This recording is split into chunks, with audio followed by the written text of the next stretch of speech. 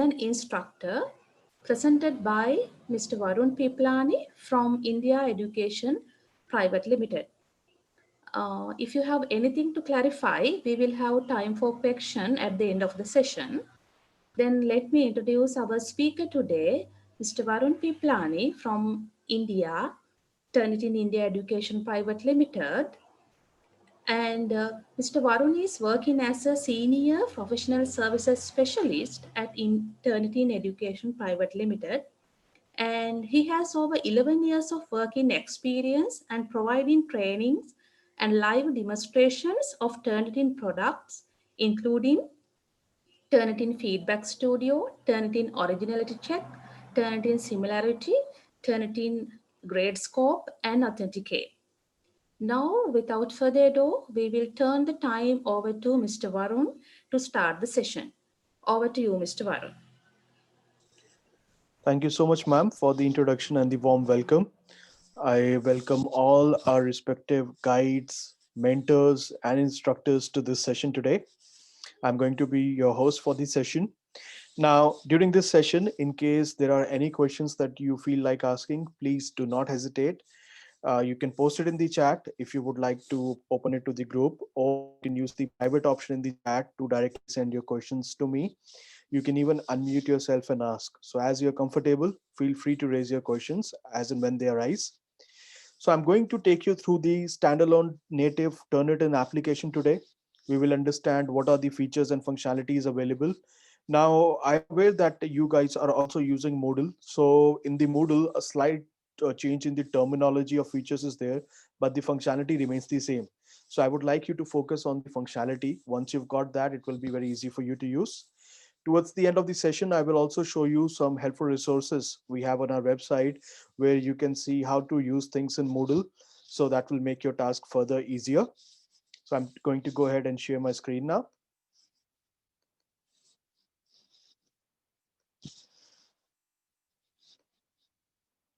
Are you able to see my screen? Can you say yes or no to indicate?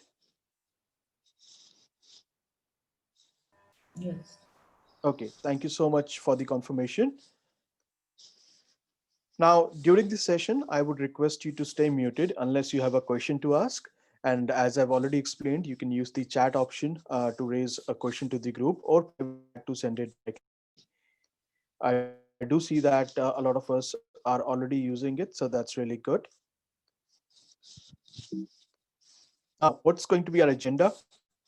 So we will understand what is Turnitin Feedback Studio. Now, Feedback Studio is the upgraded version of what you're currently using. I'm going to show you what are the latest functionalities that we are offering. Most of our clients who are with Analytic Check are moving towards Feedback Studio because of the great grading, marking, and feedback feature it offers. We will understand how to go about creating classes, adding students, and creating assignments within Turnitin. We'll analyze what is a similarity report, what are the file requirements to generate one, and how it works. And then we will navigate the various elements of Feedback Studio like similarity report, grading and marking, checking for the English language mistakes. And finally, we'll come to the help resources. So the Feedback Studio that we offer at Turnitin is having three major elements in it. It generates the similarity report for you so that you can ensure the academic integrity is maintained at the institution and safeguarded. It gives you the option of grading and marking so that you can give customized, instant, and personalized feedback to these students and help them in improving on their learning by accelerating the feedback loop. And it has editor, which helps you in checking the English language based errors like spelling errors, grammatical errors, styling, mechanics, and a few other elements as well. Now, from the student perspective, they're in a worry that what if I get caught if I cheat, or what happens if I try to do something which is similar to something else. So our applications really help them out. Through Turnitin, they can check if they have correctly cited all sources in the similarity report or not. They can review whether they are following the correct paraphrasing techniques or not, whether the quotations within the paper have been done correctly or not. Right, they can submit drafts, get a feedback from the instructor, further refine their work and resubmit, and feel empowered to improve their writing and critical thinking skills. On the other hand, when we talk of the instructor or the mentor, they can check if the students have copied the code correctly or manipulated it to suit their needs. They can check if students have done the references correctly or not. They can provide a timely, efficient, comprehensive, and personalized feedback to the students to ensure a formative learning experience at the institution. Now, there are three kind of user roles. First of which is administrator, which is one per institution, and they are the main point of contact for our support team as well. The admin can give access and manage the instructors at the institution at their end. They can pull out the usage reports of the institution with respect to Turnitin as to how the instructors or let's say students are using it at the institution. Then we have instructors, our guides, our mentors, and the most powerful users in Turnitin who create classes and assignments against which the students submit and who provide the guidance and evaluation of those papers to further streamline the learning process at the student's end. Finally, we have the students or the learners who submit the classes, assignments, and get a learning out of the feedback that's received from the instructors, further refine their work, and keep on improving. I'm going to log into Turnitin and take you to the interface.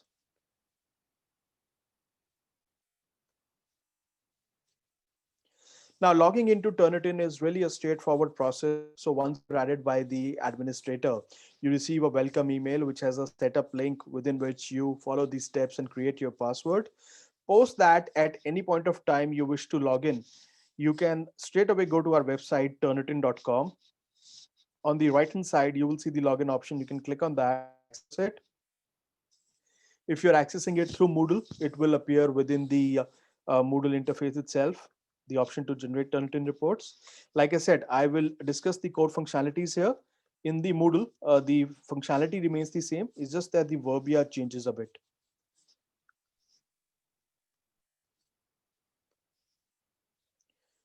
So logging in is a simple and straightforward process to the native application as well. And since we have the instructors with us today, so we will be in the instructor login. Now, in Turnitin, instructor is first supposed to create a class and then add students to it or invite the students for it and create assignments within that class against which the students submit. So in the native application, when you're creating the class, you have to fill out a basic form here called as class settings, wherein you can choose the class type. Now, by default, for instructor convenience, we have the standard type selected because we've observed that in South Asian countries, mostly the instructors prefer the standard class type, wherein the instructor who's creating the class is responsible for adding students, evaluating them, and managing the overall operations of the class. However, there is an additional option of creating a master class. Now, the way master class works is the master instructor, he creates a class with various sections. Now, each of these sections can further be assigned to a teaching assistant. So, for example, let's say if I have three sections within my class, so what I can do is I can assign each of these sections to three different teaching assistants.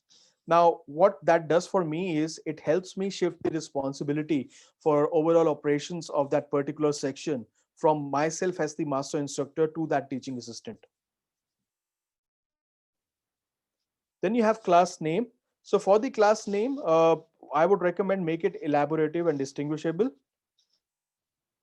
So in that case, what happens is, let's say you've had some submissions done presently, and after a few years, there is, let's say, a concern, and you're asked to pull out someone's submission. So if you would have followed my recommendation and made the class name elaborative and distinguishable, you will not be in a situation of panic then. You can straight away look at the name and pull out the paper easily. Next credential is enrollment key. Now, enrollment key is like a password that the instructor creates and shares with the students so that they can enroll in this particular class. For defining the enrollment key, there are certain rules. The rules are it has to be between 4 to 12 characters long. You can have alphabets, you can have numbers, you can make it alphanumeric. And one more thing I want you to remember is this enrollment key is case sensitive. That means it has to be entered by the student in the system exactly in the same format that you created it. Now we have subject areas. So whatever subject you're assigned with, you can select that from this drop down.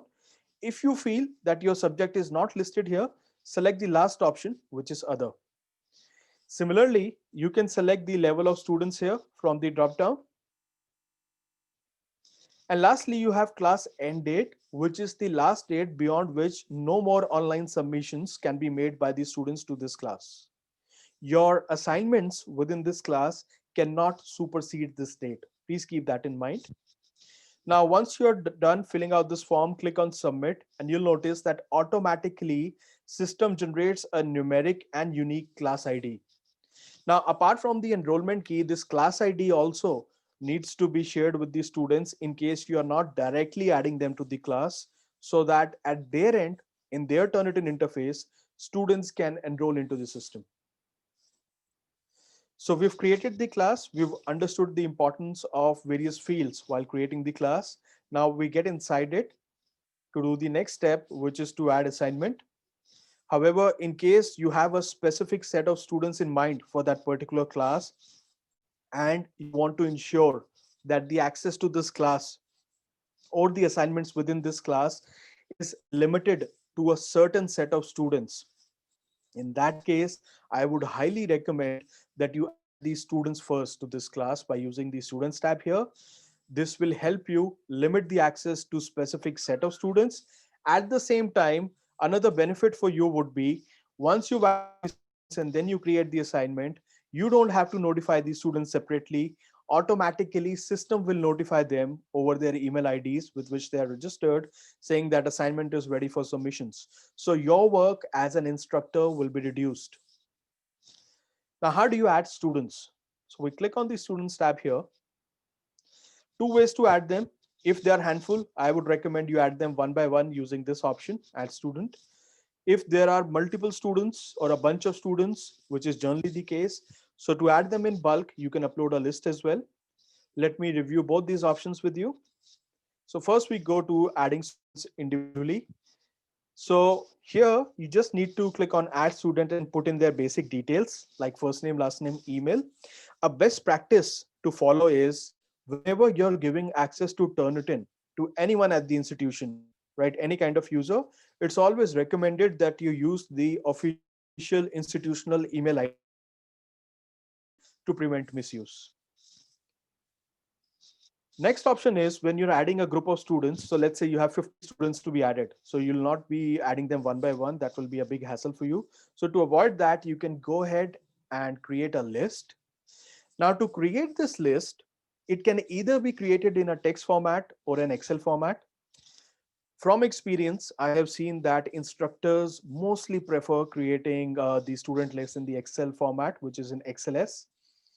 Now, in doing so, what you need to do at your end is divide that Excel file into three columns: first name, last name, email. Do not give the titles to the columns, just put in the data straight away. So, for example, let's say there's a student by the name of Romesh Jaisuria. So, first column will be Romesh, second column Jaisuria, third column Romesh.jaisuria at whatever the institutional ID is as the email. So once you've prepared your file that way, just select it from the system by using choose file option, click on upload list. System will ask you to verify, post which the students will be listed here. Now, if you want to know how many students can be added, so that depends on the number of student licenses that you've subscribed. So I got a question in a private chat here. So that's the answer to that. And you must also understand that whatever licenses you've subscribed, the instructors together can total add up to those many active students.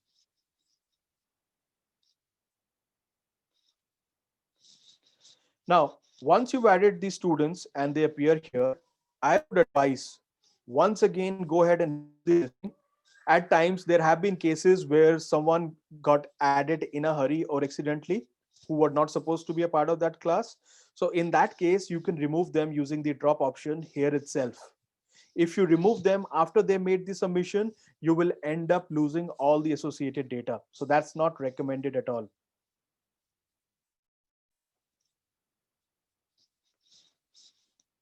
Okay, now in case you would like to notify the students, let's say about something, for example, this training session was happening or something of that sort, you could add the students and click on email all students here for that particular class, and you can notify them by sending your message. If you would like to receive a copy of the same, you can select include me here as well. Now we've added the students to the class. We come back to creating the class. So this is the class in which we are now going to add the assignment. I've shown you the process of adding students to it. As you can see, there are certain assignments which are already present. So you can have multiple assignments in the class, but that totally depends on your requirement. So on the right side, we have the add assignment option. We'll click on this to add the assignment. Now, when you click on add assignment, you will see certain assignment types. So right now with your subscription, you might be seeing the assignment creation screen. Once you move forward to, let's say, Feedback Studio for giving an enhanced learning experience to the students, you will see certain assignment types wherein you will have paper assignment selected by default. As you can see, paper is the base assignment type for all the other assignment types that are there. It contains all the features that are present within the application. Now, there is a question in the chat. As an administrator, what should I do if the student limit has increased beyond a certain figure? So in that case, first of all, I would like you all to understand, when Turnitin counts the active student licenses, they are only counted against the active classes. So there are two kind of classes, active and expired. So as I showed you, there is an end date for a class, right? So when that end date is hit, the class is considered as expired. Expired class means students cannot make online submissions or resubmissions to that class. So when students are not doing that activity, those student licenses are not counted as well. So you should first ensure that the activation of the class, right, the evaluation of papers, everything is happening in a systematic manner within the deadlines that are stipulated. So there are no unnecessary classes which are active where no activity is happening, right? That's one way of controlling it. And even after doing that, if the student limit is increasing, we are always there to help you out. You can always reach us out, Mr. Devapriya, my colleague who's joined us for this session today as well. He's the account manager. We can certainly help you out with the additional licenses as well. Now we are on the assignment creation screen. Here, first thing is assignment title. So assignment title is up to you, your discretion as to what title you want to give. With Feedback Studio, you would get the option of having a point value as well, wherein certain assignments you can grade and mark them. Now, as you can see, this is optional because not all assignments will be graded and marked. We understand that. So this is an optional setting, but using this, you can indicate what kind of expertise or what level of learning has student reached in a particular subject. Now, next setting is allow only file types that Turnitin can check or allow any file type. So by default, you'll find that the file types that Turnitin can check is selected. That's because most of the file formats that we use at South Asian institutions are in the formats of Excel, Word, PowerPoint, PDF. So all those are well taken care of in this default setting, which is file types that Turnitin can check. And not only that, we support a lot of other formats as well. Now, as we move forward in this training, I'm going to show you what are the other formats that are supported. On the right side, you have due date, which is the deadline for the assignment. So you can have submissions done till due date. However, under optional setting, it allows you to extend it only in certain situations, because ideally everybody wants to maintain a decorum discipline at the institution. So instructors expect the submissions to be done by due date. But in certain assignments where there's certain exigencies, you can definitely have it extended. We understand that. Now, interesting thing to note is most instructors who are creating the assignment after a long time or for the first time, they tend to just fill out these basic details and hit submit. I would recommend go through the optional settings as well. And why I'm recommending this is because in optional settings, there are certain settings which will have a direct impact on the similarity score.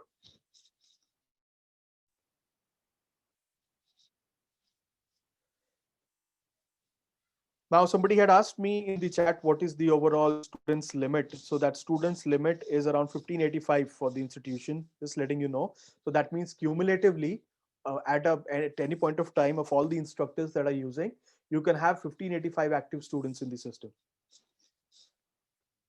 Okay, coming to special instructions. So if you as a guide, as a mentor, would like to convey something to your students before they make a submission that they need to keep in mind, so this is the place to enter it. This is the first thing students will see at their end. Now this is specific to this particular assignment. Next setting is allow submissions after due date. Like I said, in certain special situations, if you feel appropriate, you can definitely allow students to make a submission after due date as well. We've given you that provision. Generally, instructors I have seen do not prefer doing that. They want people to ensure that they submit within the due date. Now, next thing is generate similarity report for submissions. Now, this will remain yes in all cases, because even if you were grading or marking someone, you would first like to ensure that it's their original work that you're evaluating. Now, when you're generating the similarity report, there are three options or three situations that you can choose from. First setting here is immediately first report is final. Now, what this means is, as a student, before the due date, as soon as I make a submission, whatever score I get, it's considered final. Now, in case you allow submissions after due date, even in that case, they'll be able to submit, but the very first attempt they make against the assignment, whatever similarity score they get, higher or lower, that will be considered as final against their name. Second option is immediately, but can override reports till due date. So here they get the resubmission option. So let's understand this with an example. So let's say I am one of your students, and you've created this assignment, and I still have, let's say, a few days to go before it ends. So what I do is I make a submission initially, and I see that I've got a high similarity score. So I can download the report, analyze it, look at the feedback that you've given me. In fact, I can hear your voice comments as well within the Feedback Studio interface in my login to clearly understand what I need to correct or what I need to improve. And then I can refine my work and resubmit to bring down the similarity score. And I can go on doing that till the due date is reached. So I'll have multiple attempts at bringing down the similarity score. Now, see what this option is helping you do. From the student's perspective, it's leading to a formative learning process, because they are understanding from your feedback, they are learning from you, they are looking at their mistakes, coming up with critical ideas, right? And getting into a habit of formative thinking and formative learning. At the institution's end, it is ensuring that the reputation of the institution is not staked, because student gets multiple attempts at bringing down the similarity score. Therefore, they can ensure that the last or the final attempt they make is well within the similarity scores that are prescribed by the regulations of the institution. So therefore, this is the recommended setting. Last option here is on due date. So if on due date is selected, both the instructors and the students, both the users, they do not get to see the similarity scores till the due date is reached.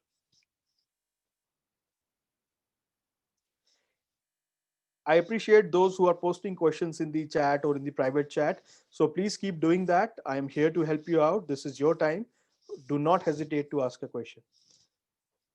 Okay, then we come to the exclusion settings. So next three settings are about exclusions.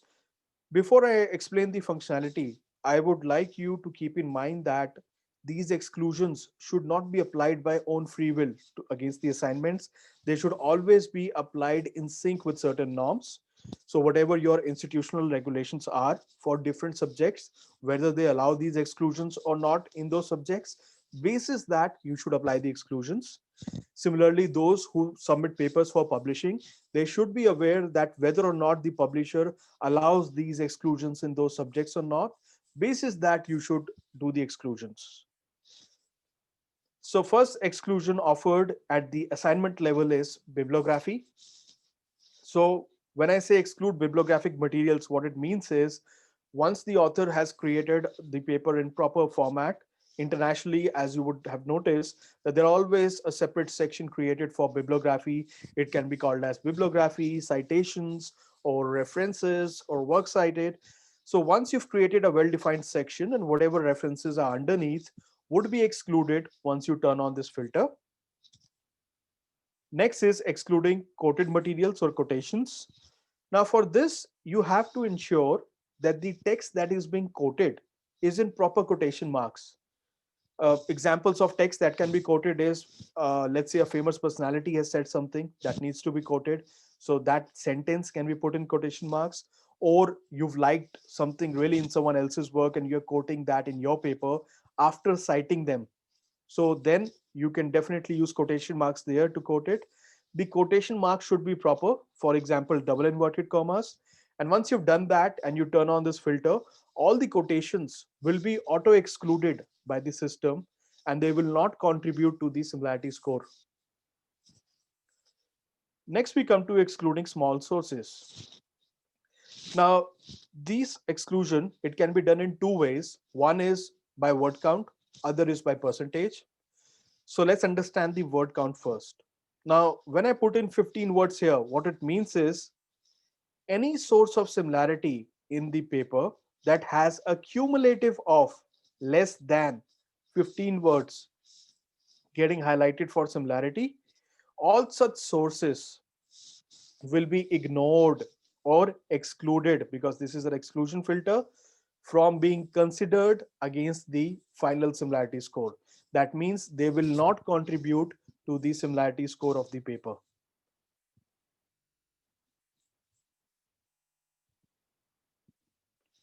Next setting is percentage. So let's say we put in 10% here. So what that means is any source of similarity against your work that is less than 10 in terms of overall percentage, all such sources will be excluded or will not be counted towards the overall similarity score of the paper. So like I said, these exclusion settings are always to be applied in sync with the regulatory norms and not by free will. Now I'm getting a question in the chat. So let's see what that is.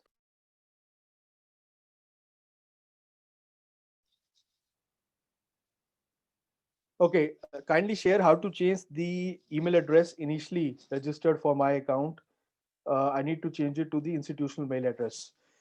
Okay, the admins can look at updating the details at their end in case they face issues. Admin can certainly write to our support team. They can do the updates there at the back end.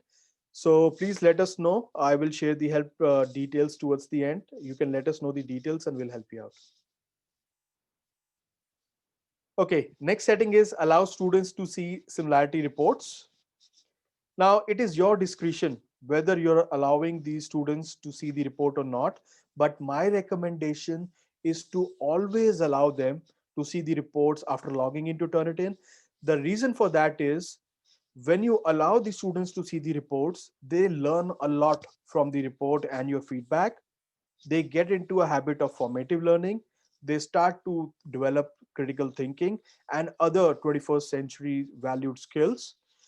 Now, another benefit that this setting serves is after reviewing the report, when the student will approach you, they'll approach you with specific questions instead of vaguely walking up to you. So that will save you from a lot of time and hassle. So therefore, I recommend always allowing the students to see.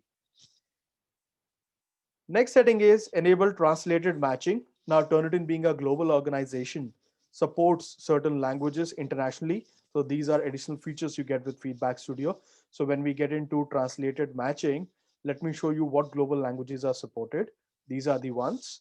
So if a paper is submitted in any one of these languages and you have the translated matching feature turned on, it will generate a similarity report in Turnitin. And the way it does that is it converts the paper from that language to English, and then it generates a similarity report against it. Then you have an anonymous marking feature wherein you can hide the name of the submitter. So instead of the student name, it would say anonymous marking enabled. Now, the intent behind this feature development was that we wanted the evaluation of the paper to be done on the quality of the content of the paper rather than the name of the student. So it's at your discretion to use this setting. Next, we come to a very important setting, submit papers to.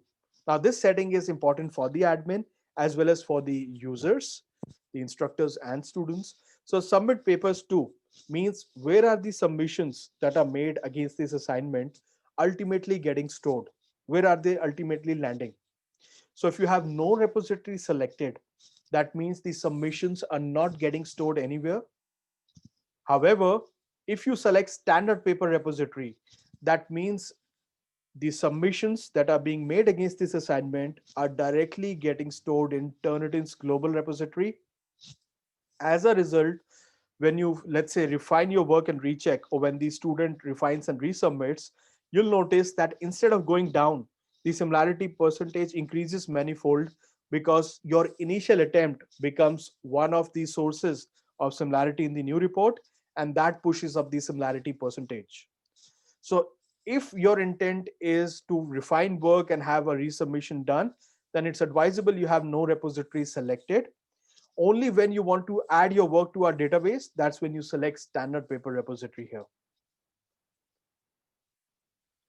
Then we have search options, which is the categorization of our database. As all of you must be aware, Turnitin is one of the most humongous databases you'll come across. So these are the categorizations of our database, various parts of it. I would recommend go for all the available options here so that you get maximum results against the submitted paper.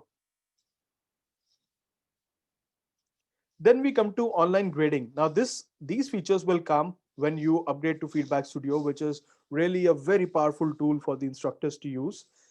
At the assignment setting screen, which is where we are right now, two features can be activated for the assignment. One is called as rubrics or grading form. The other is called as erater. It is for English language check. So under rubrics, Turnitin has already given you a rich library of rubrics that you can review, and you can create your own as well. As we move forward in this training, I will show you how to do that. But here, you need to indicate to the system which rubric you want to specifically use for evaluating this particular assignment. So you need to select that. Next setting is erater. So once you say yes, it gives you the option to activate it completely. Now, once you've selected yes, the level of students in your case will be advanced. Dictionaries, you can select the ones that you use at the institution from these options. And I would recommend go for all the available parameter options here so that when the paper is evaluated, any mistake found on the English language with regards to these parameters will be highlighted by the system so that the instructor can give a feedback to the student and they can refine it. This will help in improvement of overall communication at the institution as well. Lastly, for your convenience, we've given a feature called as would you like to save these options? Now what it does for you is when you check this box and hit submit, all these settings that you've done on the screen, all these will be saved for your future assignments within the same class. So let's say next time I want to create another assignment in this class, all I need to do is click on add assignment and I'll see that all these settings are already set. I would just need to update the basic details at the top and I'll be good to go. Then I can just hit submit at the bottom and get started. So it's a convenience feature for you. So you can have this saved as well. Any questions, do not hesitate to post it in the chat.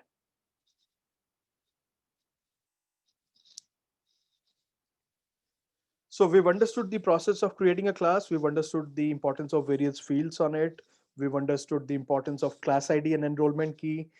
We've understood the process of adding students to a class. We've understood adding assignment, what are the various fields involved, what is the importance of various field, why doing the settings under optional settings section is important.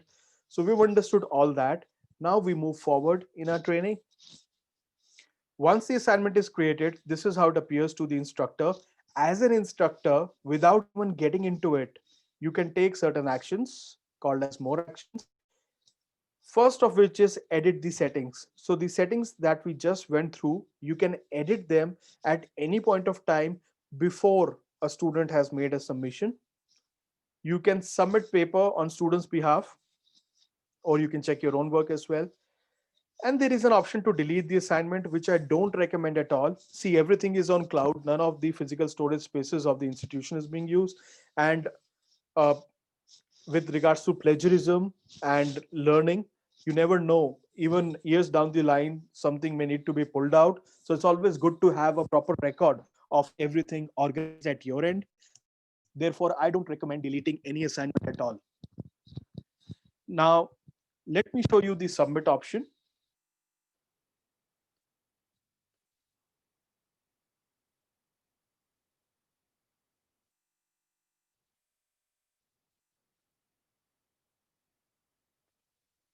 There is a question, can we do the grading in LMS as well? So yes, I will take you through the grading tools. And once you integrate, you will see them there. So definitely, I'll take you through that. Now, before I take you through the submission process, let me show you a few details that I would like you to be aware. So as I told you, we have one of the most humongous databases. So we have over 1.3 billion student papers from across the globe, right? We have over 85 billion plus current and archived internet pages and websites. We have 170 million plus journals and publications within our database. We have publishers from 90% of the top 10 impact factor journals submitting to us. Now, when you're submitting the files for checking, these are the formats that are being supported by the system. So you can keep a check on those. Also, we would like you to keep in mind that your files should not be password protected. Now, I'll give you an example here. So the credit card statements that we get, they're password protected, right? So your files should not be password protected for them to be evaluated in Turnitin. They should not have a password protection. Your file should contain more than 20 words. As you know, Turnitin is a text-based similarity detection service. It should be less than 400 pages in length and less than 100 MB in size. So these are a few things I would like you to keep in mind.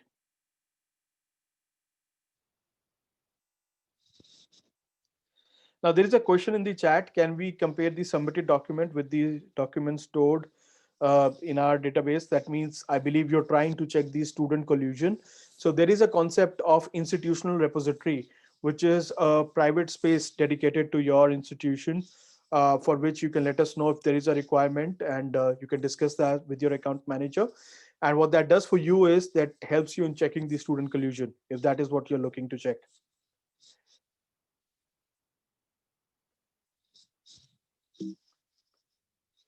Now, I'll show you the submission process, but when the reports are generated, the scores are in this format in Turnitin.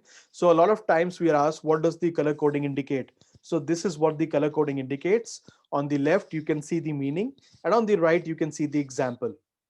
Now, this color coding is internal to Turnitin. Your institution may have a different regulation.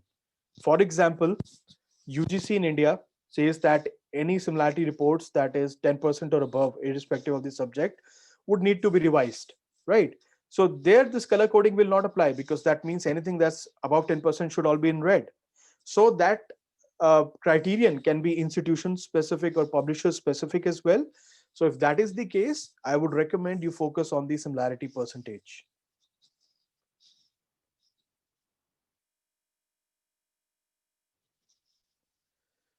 Okay, there is a question. Can we compare the submitted files against the documents stored in our desktop? Uh, if the institutional repository is turned on to an assignment, when you make a submission against it, it becomes a part of the institutional repository. So it becomes available for comparison against the other submissions that are made with the institutional repository selected. So that's how it works. Now let me take you back into the interface. Now coming to the upload options. So as an instructor, you get maximum number of upload options. You can upload a single file, you can upload multiple files. Now, multiple file upload can be done in two ways. One is this multiple file upload option. Second is the zip file upload, where you can zip them together and then upload it. And for those authors who want to check for similarity after writing a particular portion of text, we have the cut and paste upload option available as well, where you can check for similarity against specific section of text. There is a question, can similarity level be 0%? 0%, if you talk logically, yes, it can be. Why not? If something is really original, but then it's very rare, to be honest. And when I see 0% in a report, I would like to check for flags in it as well. Flags means some malpractice or something that has been done. Now we've introduced that feature in Turnitin, which I'm going to showcase today, which helps you in identifying that. Okay, so I was telling you about multiple file uploads. So the fastest way of doing a multiple file upload is the zip file option. And for zip file, you must ensure that these criterions are met technically. The way to use it is, a lot of institutions are really finding it very useful. That's what I'm sharing with you. So let's say you have 50 files to be processed, right? So you can zip them together in a folder in your system. Ensure that you put in the title or the name of the author in the title of the file, so that later when the reports are generated, you know who the report is for. Once your files are ready in the folder, that way zip them together, would hardly take 30 to 45 seconds. And then you can select that zip file, click on upload, and Turnitin will return 50 individual similarity reports for you. So this is the fastest way of bulk upload. Now let me take you inside the assignment. So when you have multiple submissions coming in, this is how the screen will look like. So you have the name of the author, you have the title of their paper. In case there is some concern with the paper, the system will show an exclamation. So all you need to do as an instructor is move your cursor to this exclamation and try and understand what the system is saying. It may not necessarily be something really bad. It's just like a soft warning for you. Now, for example, in this case, it's saying that the text under bibliography or references section is more than 15% of the text of the overall paper. Now, necessarily, as per a lot of academic regulations I have seen, this is not a bad thing.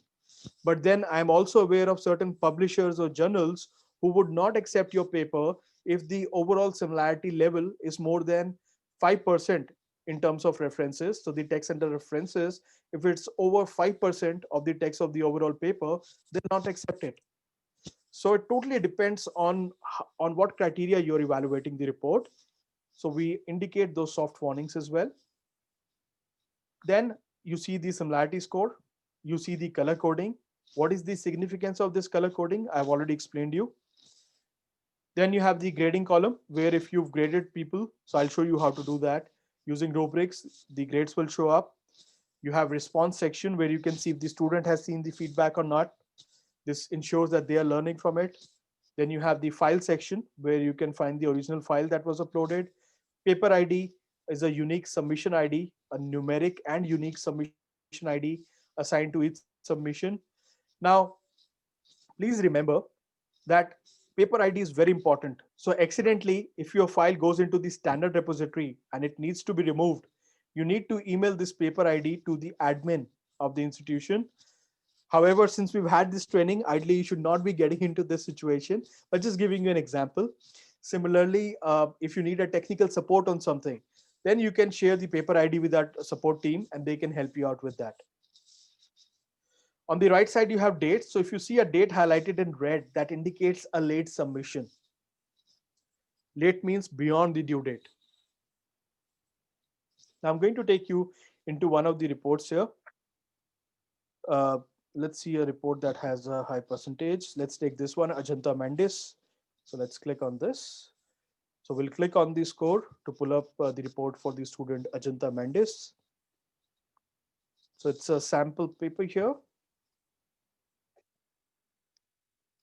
Any questions, do not hesitate to ask. And I would request everyone to stay muted, not to disturb the others.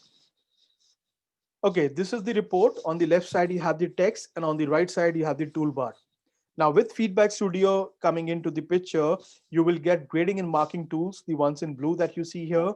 You'll get the English language tool, e-rater here. And of course, you will have the similarity checking options as well. So the first tool at your avail is Quick Marks. Now, Quick Marks means quick comments. So if you want to give quick, instant, and meaningful feedback to the student, you can do that by using Quick Marks. Now, Quick Marks contains several categories called as sets. So you can use any of those categories from this drop down here. In fact, While grading a paper, you can use multiple categories as well.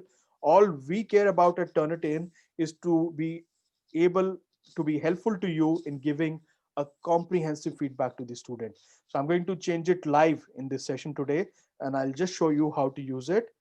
So I choose this category, and then I pick up the comments in this category, drop it on the paragraph to give the feedback.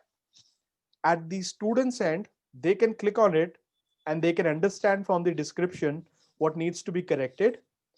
However, if I, as an instructor, am not satisfied with the description here or would like to complement it, I can definitely go ahead and add my comments. So I'll just show it to you. I can bold text, use it in italics. I can underline certain important parts, and I can add certain websites to my feedback as well that student can review to get a comprehensive understanding. Now, just for demonstration purpose, I'll change this set to a different one. Let's say we move on to IB extended essay, for example. So then I can use the quick marks within that set to give a feedback. So for this, I go through all these sets and be aware of what all I have. And basis that, I can even use multiple quick mark sets to give feedbacks.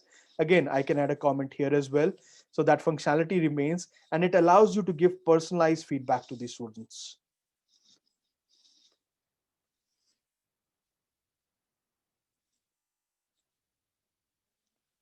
So as you can see, what a great resource it is to allow you to give personalized and relevant feedback to the students on the specific sections or pieces of text.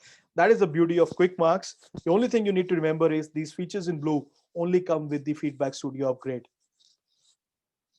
Next option here is voice comment. So you can record a voice comment to give a feedback to the student. Now it's not mandatory that you will have to record a voice comment of up to 3 minutes in one go. No, you can even pause and record it in parts. For example, for section 1, I'll just show it to you. Section 1, the feedback is this. Section 2, I would like you to work on these. References section is good. Look at the formats of referencing once. Overall, the paper is good. Now I'm paused. Let's say if I miss something, I can start again, or I can start from where I left. Also, in section 5, I would like you to add these few things that will make the work really good. Section 6, the ending is not proper. I would like you to address that. Section 7, counter claim needs to be mentioned as well. Now I pause it. I'll stop it. And now let's say I want to hear it out. So before I save it so that the student can hear it at their end, I can play it at my end and see what I have given as a feedback. Section 1, the feedback is this.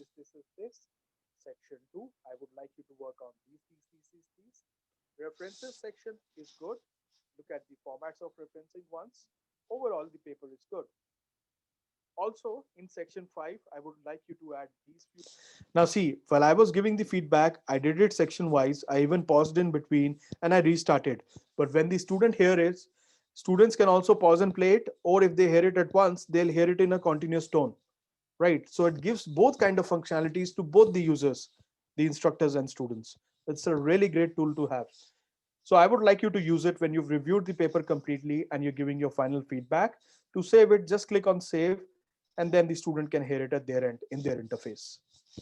Then beyond this, you have the text section, the text comment section, wherein you can record a feedback of up to 5,000 characters.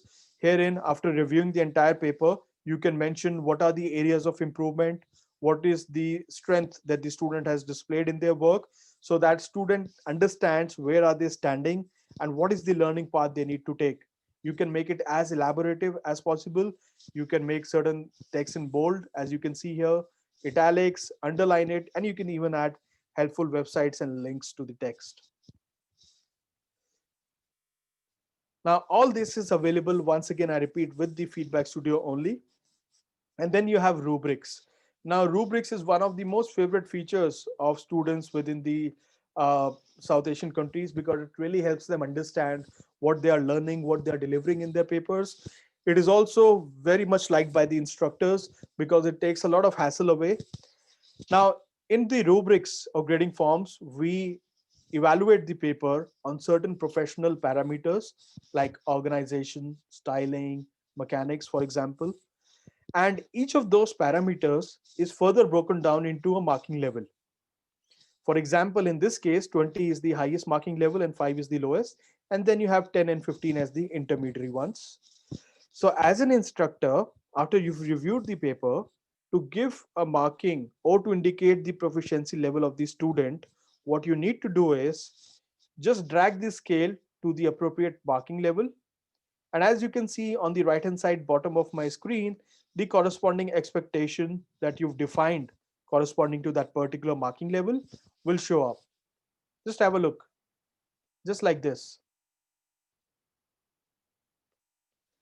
Now, what this does for you is, of course, it helps you in marking quickly and everything is automatic. But at the same time, it ensures that even if, as an instructor, you're checking a volume of papers, let's say 100 papers in a single sitting, you will not go wrong in marking students, or you will not be prejudiced, because whatever expectations you've set for a particular parameter and the marking level will show up as soon as you drag the scale. So you will always be in sync with your expectations. Therefore, you cannot go wrong in marking students. Finally, once you are done, click on apply to grade and it will apply to the overall score of the paper. So that's the beauty of the system. Now, when I take you into the student interface today, I'm also going to show you how they will see all this feedback. Next is the similarity tools. Now I see questions in chat, so let me see those. My system does not show this screen, it gets blacked. It says your session has expired, something went wrong. Okay, I would request you to clear the caches cookies in your browser, right? Refresh it, update it, and then try. Chrome is one of the most widely used browsers. If you have Chrome, please try on that after making these updates and let us know if you are still facing any issues. Yeah. So another thing for you to note, as I have repeated multiple times, is these tools in blue will only show up if you upgrade to Feedback Studio. These are the additional tools that make the learning insightful for the students. So please keep that in mind. Okay, another question in the chat. You're most welcome. Some options you mentioned, such as grading, is not available in our institution on Turnitin interface. Yeah, the reason for that is you are on a different product right now. The product that I am displaying today is Feedback Studio, which is having grading, marking, and voice comments, and all these tools, the advanced tools that are being used across the world nowadays. So you would need to upgrade to Feedback Studio to have access to these. You can let the Turnitin admin know, and we would be more than glad to help you out with these.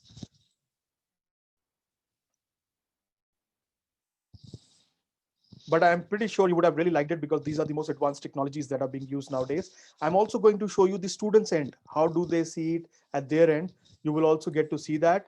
We've already submitted the proposal from our end at the institution for you to be able to access these features. So you can let the Turnitin administrator, you can let the library people know so that we can move forward. Okay, there is a request to repeat the rubric option. It was very nice. Okay, I will definitely do that for you. So rubrics, they help you in evaluating the paper professionally. What you do is, based on the subject or the topic of your paper, you set certain professional parameters for its evaluation. For example, in my case, I'm using the parameters like organizations, styling, mechanics, and content. Now, these parameters, you can further break them down into marking levels, where 20 is the highest marks a student can get on a parameter and 5 is the lowest. And each of these marking levels, like 5, 10, 15, 20 that I've defined, will have a corresponding expectation associated to it that you will define beforehand before creating the rubric. And then when you are on this screen, when you're actually evaluating the paper, all you would be required to do is drag the scale to a particular marking level, just like this, and the corresponding expectation that you defined will show up at the bottom, so that you don't go wrong in marking students and you're always in sync with your expectations. And once you are done marking students, just click on apply to grade at the top and it will apply to the overall score of the paper. So that is what is rubrics. Can we define our own marking scale? There's a question in the chat. Yes, you can definitely do that. And I'm going to show you today how to do that as well. Oh, thank you so much for the wonderful feedbacks that have started flowing in the chat. I'm really happy that you're liking these features. So thank you so much for that. Okay, let's get into the similarity tools here. And let me show you some advanced similarity tools as well. So first similarity tool here is flags. As I told you, if there is some sort of malpractice in the paper, that will also be pointed out by flags. Now, with flags, I would like to you all to be careful. You have to review what it is showing first carefully at your end before giving a feedback to the student, because at times there may be false positives. Every institution has their way of writing papers, so you have to keep a check on those as well. So when we click on hidden text, it shows you the text that has been hidden within the paragraphs to escape plagiarism. Just have a look on your screen. With naked eye, we can't even locate this text. So this is through artificial intelligence and machine learning that we have within the system that we are able to offer you these advanced technologies. Similarly, when we go to replace characters, so you can see that as well, where the characters has been replaced, it will highlight that. For example, have a look. In the impossible, instead of using the word P, he's used a simple. He's used a symbol here just to escape plagiarism. So all these will be highlighted by the use of flags. And I would recommend once you upgrade to Feedback Studio, you look for flags first. We've already submitted the proposal at the institution. You can vouch for it at your end. And you look for flags first. Once you see certain flags, review the flags first, because it makes sense for you to give the feedback or evaluate only if the work is original from that student or the author, right? So look for flags first. Once you're satisfied that the flag issue is resolved, that is when you go ahead and evaluate the paper. Otherwise, you may even want to return this paper and get the original version. Then we have similarity score. So where you can see the matches for similarity. Now let's say if I want to see what is similar in a particular source, I can click on it and see the highlighted text. Now, when you see the highlighted text, right, when it takes you to that section and you see the highlighted text, I want you to decide after reviewing the highlighted text whether this source needs to be excluded or not. Now, see, everyone has their own regulations. All regulations are different. So I'll explain you with an example. So let's say UGC in India here, they have a regulation that if you have the author's permission and or attribution, or if it is a source pertaining to generic laws, standard terms, standard equations, those kind of sources can be excluded. So as an instructor, when I review what is highlighted, that means what is similar, I can then decide which sources are to be excluded. And then for doing the exclusion, I move to the next section, which is all sources. Now under all sources, I'll get the exclude sources option at the bottom. I click on it, and then I can handpick the sources I wish to remove, which are allowed by my regulator. And this will help me getting rid of the sources that are allowed to be excluded. And it has a deep impact on the similarity percentage. It reduces the similarity score. Have a look. That's the purpose of giving you exclusions. Now, if you want to cross confirm whether these excluded sources are the right ones or not, you can come to this icon here and you'll find a listing of those excluded sources. If you feel that something got excluded in a hurry or accidentally, you can always restore it back by simply selecting it and clicking on restore. If you wish to restore everything back and start afresh, you can do that as well by clicking on restore all, just like this. So this is the impact of excluding filters and applying a lot of filters and settings into the report. From 100%, we were able to bring it down to 11%. Now, apart from this, you get the filters and settings option within this section as well. Now, these are the same filters and settings that we have already discussed at length in the assignment settings page. So what is the point of giving you this section here? The point is, if you want to evaluate a particular paper on multiple criterions, how will you do it? Would you create separate assignment for it? No, you don't need to do that. You can come into this section and do it. So, for example, there is a thesis submitted by the student Ajanta Mandis, and you are evaluating them on institutional norms. So, what you do is for the entire class, you set the filters and settings at the assignment level as per the regulations of the institute. Now, this paper of Ajanta Mandis will also be going to a publisher. So, to check where does he stand with regards to publisher norms without impacting the class, you can come into his report, come to this section, and apply the filters as per the publisher norms, and you can see where does he stand with regards to the publisher norms without disturbing anyone. So this gives you the flexibility of evaluating a single report on multiple norms.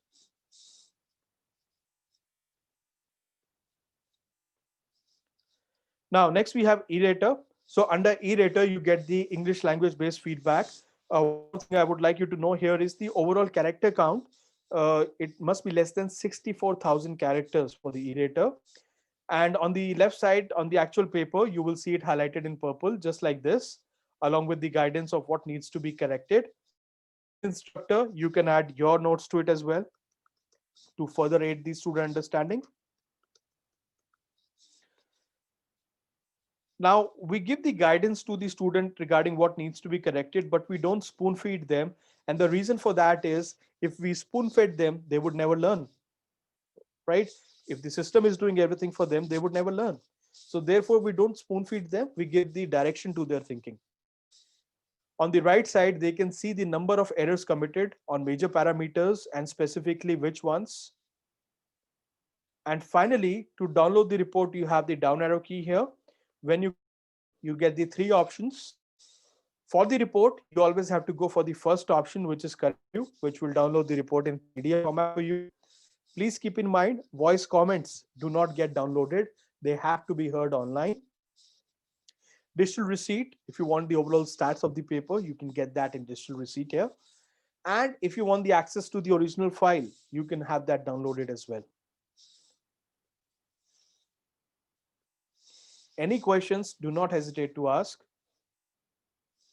And I would like to thank all those who are sending me wonderful feedbacks in the private chat. So thank you so much. I'm glad you're liking this session. Okay, next, additionally with Feedback Studio, you would also get Gradebook, wherein you can see how different students are performing in different assignments. You can export out the result. You can see these in the form of graphs. You can have line graphs, pie charts, bar graphs. So you can completely analyze the performance of the students with regards to that particular assignment scientifically using these graphs at your end.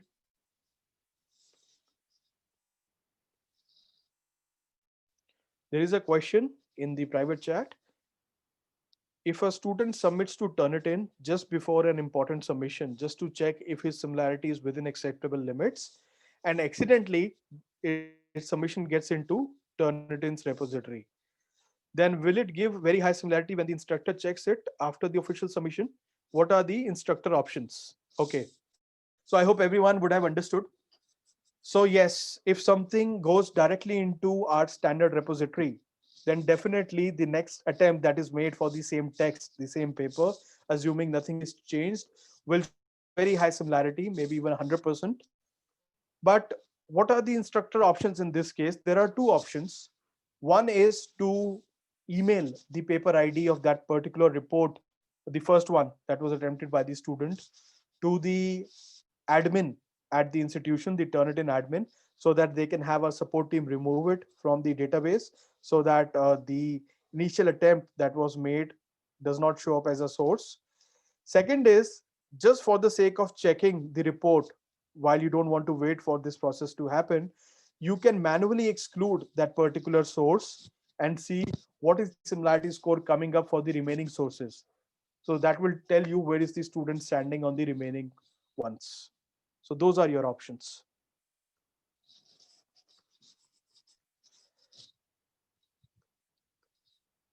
Welcome.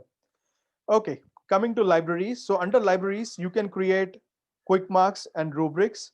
So I have shown you the application of quick marks and rubrics. Now let's see how to create them. Now both quick marks and rubrics, both of them can either be created from scratch or can be imported from the internet and customized.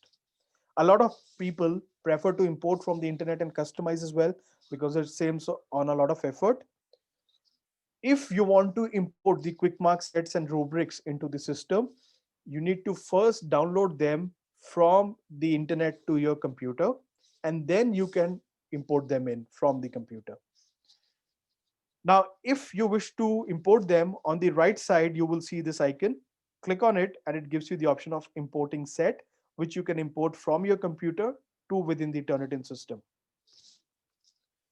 However, if you decide to create the quick mark sets from scratch, so what you need to do in that case is come to the first column, which is called as sets. It's really easy. Click on the plus icon here, give it a name, whatever name you want to give, for example, science or whatever your subject may be, and then click on save, and then it will appear here in the list. Select it by clicking on it. So you've created the set or the category. Then come to the next column, which is called as marks or the actual comments, as you can see these. Now to add a comment to this category or to add a quick mark to this category, click on this plus icon here. It will ask you to give it a title. Now this title is the actual quick mark comment. It is the actual comment. So whatever these comments you are seeing is what the title is. So put the comment in the title. For example, connect to the claim, address the idea, organize the idea well. I'm giving you a few examples. Now, in the description, whatever you mention is what the student will see when they click on that particular quick mark to understand the feedback. So apart from what the title says, whatever you wish to convey to them to understand from the feedback of that quick mark, please put that elaboratively in the description. Once you are done, click on save, and then it will start appearing here. You can always click on it to see what it says. And if you wish to modify it further, you can always edit and modify it. Then it will appear as one of the options for selections while evaluating the paper as I've shown you today. Now, coming to rubrics, in the same way, you can download the rubrics to your computer and then import them in and customize them. Same option on the right hand side. How to customize is very easy. Once imported, just click on the topics, headings, and the paragraphs, and you can customize them just like this, right? Or you can create one from scratch by clicking on create new rubric or grading form, and then you can create them from scratch and define it. Now, necessarily, rubrics would not be one which are used for marking. They can also be used for indicating the learning level or the expertise level of the student with regards to a subject. For example, the screen that I'm showing you right now is doing just that. It's indicating the expertise level of the student with regards to this subject, historical analysis. And to do that, I am evaluating the students on these parameters. And for me to call them as, let's say, advanced on a particular parameter, I wish to see this in their paper. This is my expectation. And let's say if I call someone as emerging on a particular parameter, that means on analysis, this is what their paper shows me, right? So it's a completely fair, professional, and clear process of evaluating the papers. Now coming to calendar. So calendar will also be accessible to the students, wherein they can see what are the important dates associated with various assignments that are approaching. Apart from that, you can also mark certain important information on certain days, for example, holidays, or if you have certain notes to be associated to certain dates, you can have that marked at your end and you can review those in the calendar. You can initiate discussions with your students.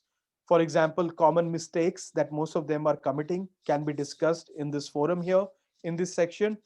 Now, students will post replies to the topic that you post to indicate their opinion, and you can decide to whether yourself act as the moderator to the replies, or you can give this responsibility to a responsible student within that class. So he can also or she can also act as the moderator, right? But this really takes the learning to another level when you are able to raise specific topics to the students and understand what their perspective is and guide them in the right direction. Similarly, if you come across, let's say, something very innovative in someone's paper or someone's work, you can discuss that with the others as well, so that they can learn from it and improve and come up with new ideas. Lastly, you have preferences, wherein you can see what all features are available to you. Now, a lot of times instructors ask me that what about the situation of emergency, where we don't have time to follow the class and assignment module. Let's say there is a deadline, suddenly something has come up, and we just need to get the report. So what do we do in that case? So Turnitin really values the guidance and your opinions, and therefore we've given you an option that will help you directly generate the report as well. But please be mindful, we recommend using that only in situation of emergency, right? Or if you're checking your own work and you're not evaluating it. For the student related work, we generally recommend using the formal way of uh, processing their work, which is creating classes and assignments. It keeps things organized and it helps you maintain proper records. Now, for the emergency situations, you can use the quick submit option. As the name suggests, this is for quick submission. If you don't see this tab, you can get into user info.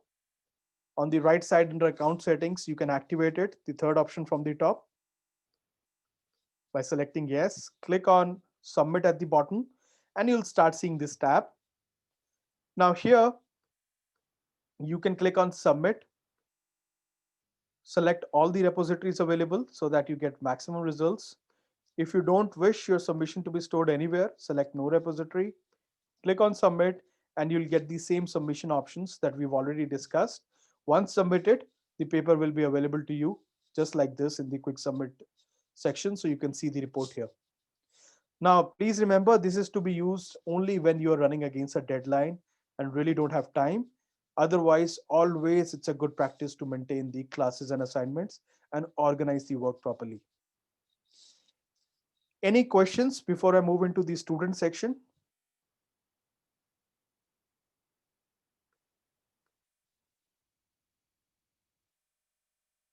Oh, thank you so much for your wonderful feedback in the private chat. Any questions? All right, let me take you into the student section then. So this is the student section. If you've already added them to the class using the method that I explained, you'll see the classes listed automatically. If not, you can share the class ID and enrollment key with them, and student can come into this section and enroll themselves. Now, under the classes, once enrolled, they'll see who the instructor is, whether the class is accepting submissions or not, what are the important dates associated. When they get into the class, they can see all the assignments within that class.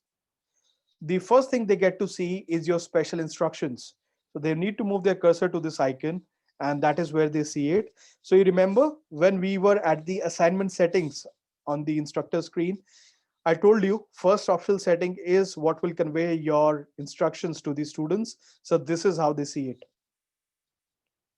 Then they get to see the rubrics, which helps them understand why they are studying a subject, what are the important professional parameters on which they'll be evaluated, what is the expectation of the instructor. And that way, they not only get an opportunity to score well, but they get a deep understanding of their subject as well, and they understand the reason for studying that subject. Then they can see the similarity scores. They can submit papers, resubmit, view the report, download it. Now, when they view the report along with your feedback, this is how it looks like.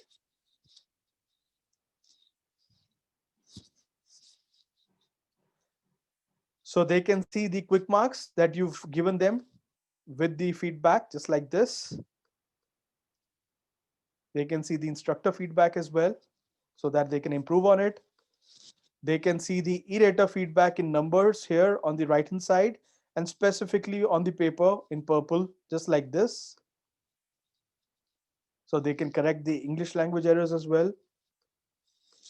They can see the rubrics that you've used to evaluate them by clicking on view rubric. Now this is how a student sees it. So student gets to see which parameter was selected by you. So why you've called them as exceeding expectation on a particular parameter, they get to see that, right?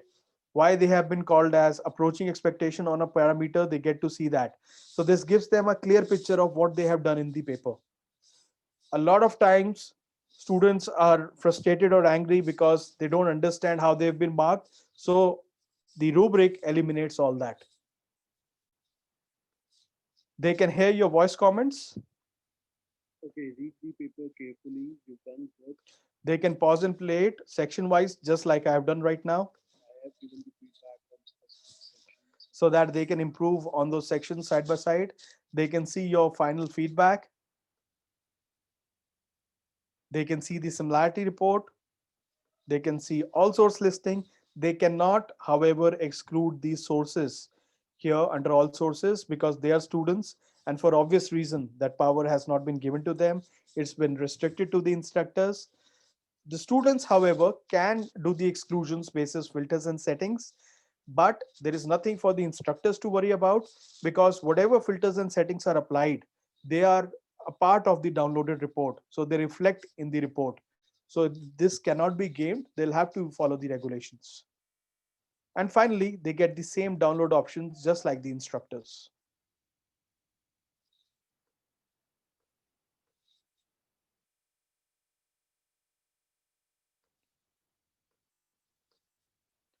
Then students have my grades where they can see how they're performing on different assignments. They can also analyze their performance in the form of various graphs to get a quick understanding. They can print it as well.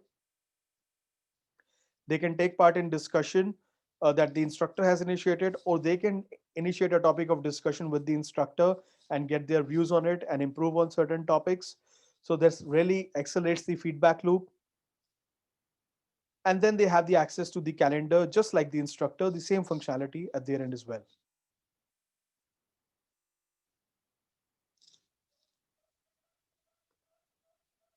So that's the Turnitin interface. I'm also going to show you the guide for Moodle. So all this is integrable with Moodle as well. We integrate with Moodle, so definitely it can be integrated. I'm going to just take you to that website and show you how and where you can find the guides for using it in Moodle.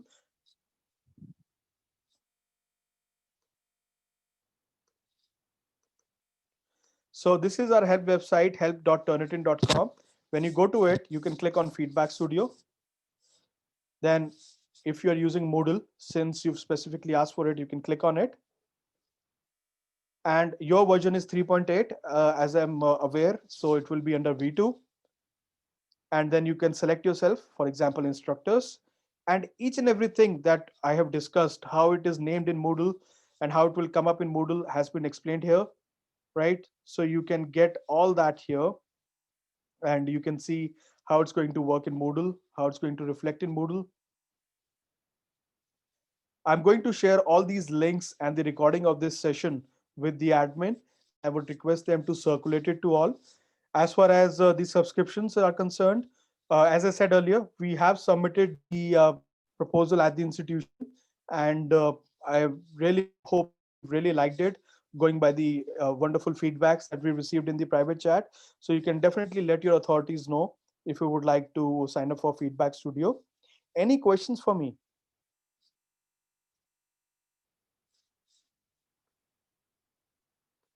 Okay. Uh, Swarun, that was an excellent presentation. Uh, I must say Thank you, I'm sir. one of the very senior teachers here who has I did not have any idea that Turnitin was a learning resource like this. My only experience with Turnitin was to ask the institution to give me a similarity report, especially when I was reviewing, say, advanced degree like a PhD or MPhil. Mhm. Now, in this respect, I'm not sure to what level Turnitin is being used as a learning resource in KDU. I have not myself used it. But regarding, regarding people like us who are evaluating, purely evaluating someone else's work, a PhD or a MPhil, uh, is there a more limited way in which we can access this and use it, or should we give that task to someone trained in it in the library? Sir, I mean, we always recommend everyone should have their own logins, and because it's the intellectual work of someone being processed. And I am really thankful to you for the wonderful feedback that you've given for this session. Definitely, sir, Turnitin is not limited to similarity checking. It's a comprehensive learning tool that really raises the standard of academic excellence and integrity at the institution. So definitely, sir, you can use it the way you would like to, and I see where you're coming from. So I would request Manjula ma'am or Tanuja ma'am to address how it's being used at the institution, if the instructors are being given the individual licenses, as I'm not aware of how it's being used. Your account manager is also with us, Mr. Devapriya. So if you would like to intervene.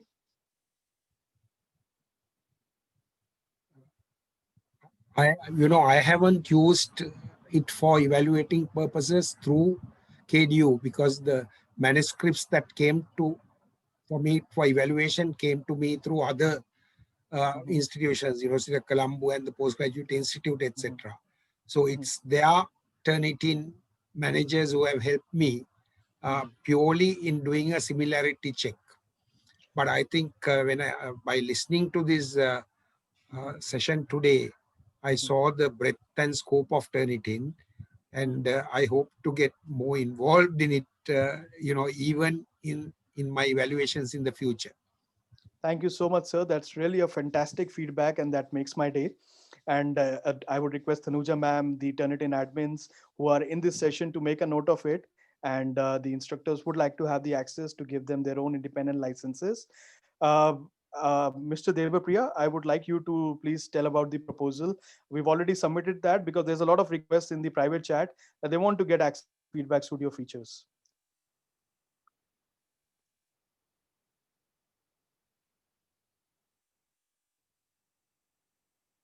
Devuda, can you hear me?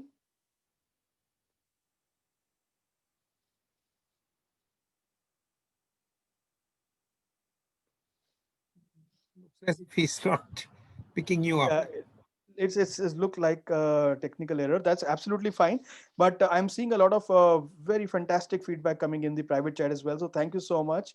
It's been a pleasure at my end. I'm going to share this recording with all of you. Tanuja ma'am also indicated that she's having technical issues. That's fine. That's absolutely fine. I am really happy to see the kind of feedback that we are getting from all of you.